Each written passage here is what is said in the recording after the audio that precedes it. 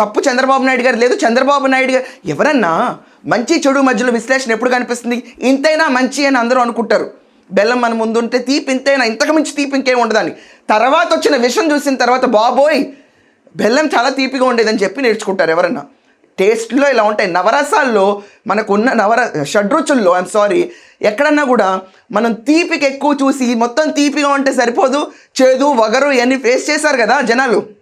Last 5 ఏళ్ళలో face చేసిన తర్వాత పవన్ కళ్యాణ్ గారికి ఖచ్చితంగా కనువిప్పు కలిగింది. తప్పేంటి? మనిషి మారితే తప్పేంటి? మారకుండా అలా ఉంటే మూర్ఖుడు. కానీ మార్పు చెందినవాడే మనిషిని. రాకేష్ మాస్టర్ బూమ్ బూమ్ తాగి చనిపోయినని చెప్పిన మాట మీకు మర్చిపోయారా?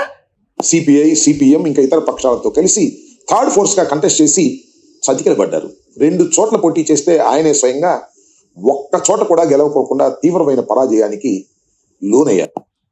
పరాజయానికి లోనైనా జనాల మధ్యలోనే ఉన్నాడుగా. ఓడిపోయినా పర్లేదు, జనాలతోనే ఉంటాను, మళ్ళీ నేను ట్రై చేస్తాను జనాల్ని గెలిపించడానికి. నా గెలుపు ఇంపార్టెంట్ కాదు, ఆంధ్ర రాష్ట్ర ప్రజలు గెలుపు ఇంపార్టెంట్ అనుకుని ముందు వచ్చిన వ్యక్తి పవన్ కళ్యాణ్. ఆ విషయాన్ని తీసి పక్కన ఎలా పెడతారు? అంతేగాని ఓడిపోయాం కదా అని చెప్పి మనం అందరం వెళ్ళిపోయి ప్యాలెస్లో దాక్కుని విహారయాత్రకు వచ్చినట్టు ఆంధ్రప్రదేశ్కి 2-3 రోజులు వచ్చి రావట్లేదు కదా ఇక్కడ. ఆ విషయం మనం గుర్తుంచుకోవాలి కదా. ఓడిపోతే ఏంటి, ఓటమి గెలుపు అనేది ఏముందండి, సర్వసాధారణం. కానీ మనం వెళ్ళిన ఎజెండా ఏంటి? ప్రజల కోసం ఎన్నిసార్లు ఓడితే ఏంటి?